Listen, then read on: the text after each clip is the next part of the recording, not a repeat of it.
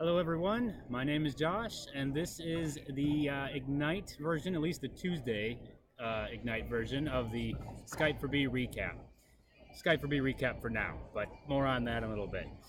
Today, I have the pleasure of being joined by MVP Matt Landis. Matt, welcome. Hey, good to be here this morning on this good, sunny, nice morning. It is a beautiful morning here. For those of you that didn't watch last year, Matt and I had the chance to sit down and talk a little bit about the announcements last year, or lack of announcements last year. This year is a little different. We have a lot more to talk about, so we're going to get into that. Currently, we are in what's called the Hangout area here at Ignite. Off to this side, we've got the Microsoft Mechanics recording area. That's pretty cool. That's where they do lunch and breakfast off to the sides, and then a big kind of hangout area with the ambient lighting and all that stuff. And right behind us, a little plug for the Community Central. So Microsoft tech community, where the blogs and forums and all that stuff have kind of moved to, and that presence is really getting established. This is where you can come if you're at Ignite and want to connect and have a chance to speak with MVPs, etc. Check that out. Best day is going to be tomorrow. That's when the office team is in. So. That's a good point. Got to give that a plug. Huh? Yes. Yeah. So we'll 11 to 2, I think. Yep, we're taking over, and hey, great place to get. There's going to be more knowledge about Skype for Business and Teams than you can shake a stick at. So. Yes. That's exactly right. So speaking of that, let's cut straight to it, because that's the burning topic, right? And that's what yesterday was all about. And I mean, leading up to Ignite, no one had any idea any of this was coming. There were no rumors. This was a complete surprise. I was wondering what's going on here. But yesterday we finally got, the official word from Microsoft on the news that dropped. One of the biggest things I would say, though, in terms of addressing rumors that started, there was a lot of Skype for Businesses going away or being renamed to Teams, and that's what's happening. That's not what we saw yesterday. So what is your take on that message that Microsoft brought in that regard, Matt?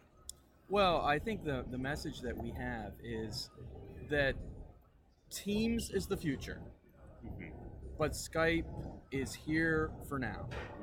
And you can, if you have Skype, there's no need to get scared. You can use Skype. There's another version coming, so. Yes. If you're on Skype for Business server on premises, you have something, and you're going to get a next version. Yes. And in your good time, you can move to Microsoft Teams on your terms. Yeah. Exactly. You look at Teams when it suits you, and when you feel it's a good move. Obviously, there's some really nice pieces of it. The group conversations is compared to Skype for Business, there's not really a comparison. No, there's not. Teams, persistent chat's not. It's really beautiful solution, but not every area. Right. At the moment, the one-to-one chat is, but really, keep watching Teams. Teams is going to get a lot of developments. It's intensely, features are coming in all the time. Right. Watch it, and when it suits you, then you can move to it. Until then, you have Skype for Business on premises. And we're going to get another version as well. Right, and I think that's key, right? So they mentioned targeting, I think Q4, H2 or Q4. They're, same time frame, but that's for vNext, which will likely be called. And I even asked about this, Skype for Business being renamed to something different at that point, and no, it's going to keep being Skype for Business apparently. So 2019 or whatever they end up calling that. Not losing its name. It's going to be Skype for Business, and there's going to be a Skype for Business vNext. Yes. There's a session today that's going to delve in detail. Although in the Vision keynote yesterday, they did give an overview of what is going to be in vNext. They did. They did. Yeah. I mean, they did touch on that, but definitely tune in to the session today, because that's going to be a really good one. A couple different sessions actually. But yeah, that message is important. People need to understand if Skype for Business server is a big investment of yours, or even Skype for Business Online, and you have a really good thing going hybrid-wise right now, and you thought that there was impending doom or anything coming, that's not at all the case. And it, from a consulting perspective, you've got all these client projects that may have slowed down in terms of anticipating what was coming or being concerned about this. And really, like you said, it is on your terms, as you're ready. Start trying it out. Start playing with it. What's key is paying attention to, either Microsoft themselves and their roadmap announcements, or those of us in the community that are tracking that, to understand when the features that you need are hitting, because it is a process. And there's many consultants that'll do a good job of saying, helping determine when if that's not something that you do.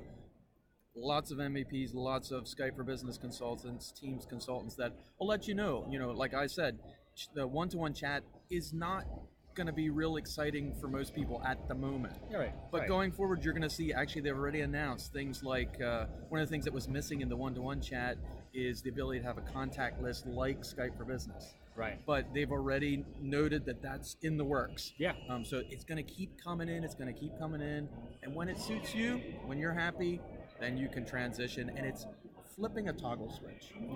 So, the other thing is, people are saying, well, should we get on, Cloud PBX/phone system? Get on Cloud PBX and phone system. Build out your DIDs, build out your call queues, build out your auto attendants, and someday in the future, when it's really compelling to go to Teams, flip the switch, and now you're on Teams. And in terms of some of those things, and wondering, well, okay, we push forward with Skype for Business Online. We build all these things out, but then when we're ready to switch, we got to plan out this whole big thing, and how do we move all that over? They covered the brand new Admin Center in yesterday's 4 p.m. session, GS10, and it is not a Skype for Business Online Admin Center, and it's not a Teams Admin Center. It is both, and they come together, and we saw in there things like dial plans were covered in there. There was a lot of things, and they noted that the stuff that you've already set up in Skype for Business Online, you don't got to go and redo it for Teams or rethink that. It's gonna work. It's gonna transfer over. Your phone numbers are gonna be the same moving over. So there's not gonna be. It really is a matter of when you're ready to start kicking those tires, toggle that switch and start kicking the tires. But you don't have to leave what you've got right away. You can do it side by side. It's a good story. The plumbing underneath, the auto attendants, the call queues, the DIDs, they're really, it's the plumbing underneath Teams, and it's the plumbing underneath Skype for Business online. So if you set the one up, it's not like you lose that investment of that configuration and getting that all settled. No waste of time. It just say, okay, now I want this user to be on Skype for Business, and away you go. And the other key thing is you don't have to do all your users at the same time. And you don't have to. Exactly. So the interop is the key word there.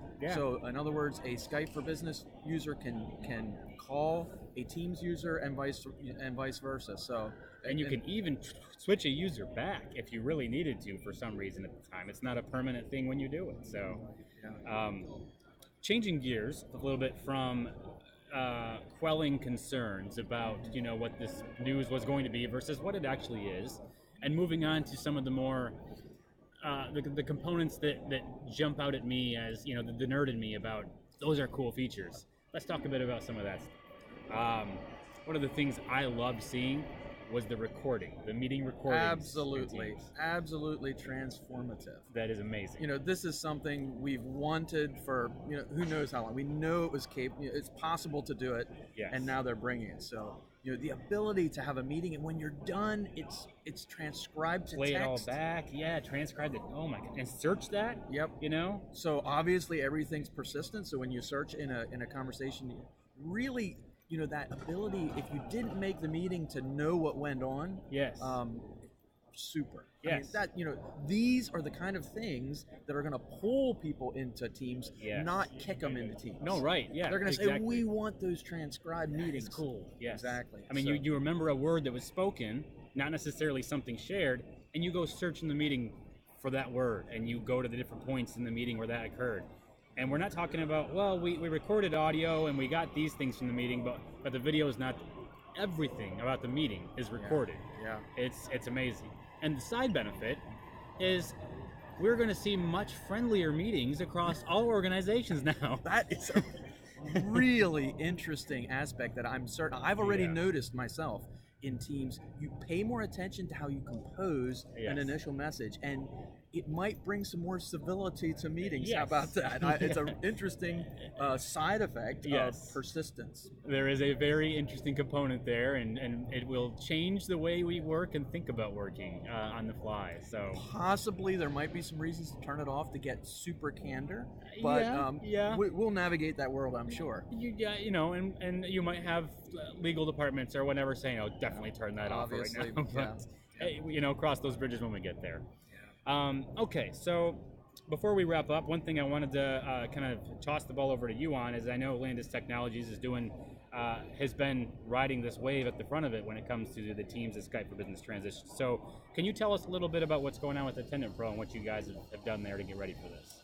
All right, so what we have done is we have announced Attendant Pro for Microsoft Teams, and what this is really is an attendant console that works with Teams. And what that means is we have a UI that looks identical to Microsoft Teams. It just looks colors, tabs, everything. It looks got the branding down, just like Teams. But that's not all. It's not just looks. Also, we bring Teams into the receptionist experience. So if they want to click on the sales team and pick a user out of there and transfer, they can do that with one click. Right. So, and we're doing that. This is interesting beyond just the Attendant Console scenario. We're using the Graph API to bring those teams right into a Skype for Business experience. Yeah. Okay. So number one, we have a UI that looks just like Teams. Number two, we're bringing Teams into the experience. And number three, one-click transfer to a Teams user or Skype for Business user.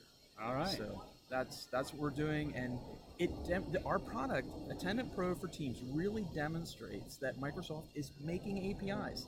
There's obviously some more that we'd love, but this is one a day journey, at a time, right? Yeah. Exactly. Yeah. So at the moment, there's some really nice Graph APIs to do things, and we're already using them. So. Right. And now you guys are demoing this at your booth. Yes, absolutely. Yes. You can go down to 1456. I think I have that right. Landis Technologies. I think you do. I remember that. Yeah. Yep. Okay. And we will demo it right now and be glad to talk about our development experience or whatever you want to talk about. But Teams is the future, and if you bought Attendant Pro, your licensing and your maintenance gets you to Teams. So. Yes. So we'll wrap this up. We'll reiterate this point one more time. Teams is the future. Microsoft Skype for Business is not yet the past. So don't freak out there, but start getting ready. Start thinking about it. Start building those thought processes into your strategy sessions, okay? Keywords. No need to freak out. Calmly look at Teams, and when you're ready, flip the switch and move on. Absolutely. Matt, thank you so much for joining me today. You as well. We'll see you next Ignite. We'll do this again. Yes, sir. All right. Thanks, everyone. Adios.